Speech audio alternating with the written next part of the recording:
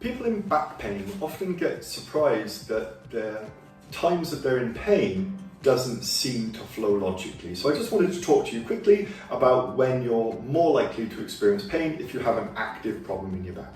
So when you're standing or walking, the amount of pressure going through the lowest part of your back here is actually quite minimal. It's about equivalent to your body weight. So whatever your body weight is, that's probably the amount of pressure going through the back. As we start to lean forwards a little bit, the amount of pressure then obviously increases.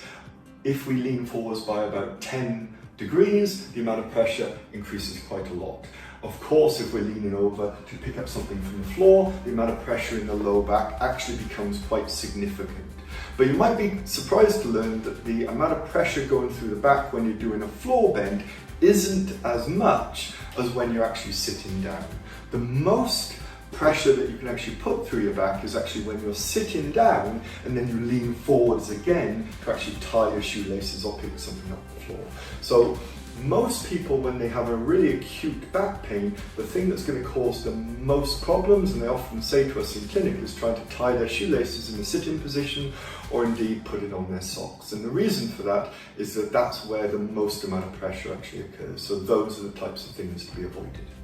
So if you're suffering with some back pain, particularly when you're bending forwards, hopefully you're getting some help and guidance from a practitioner.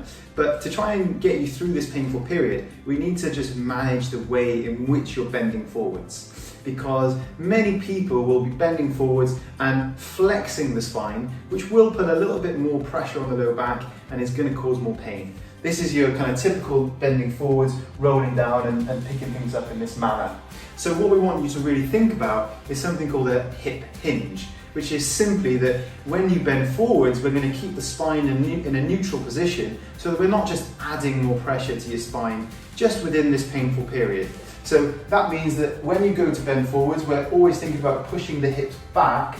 I can still reach down in the same manner, but I haven't flexed my back. So my back is still within a straight position, and then I can lower to pick up an object or do what I need to do.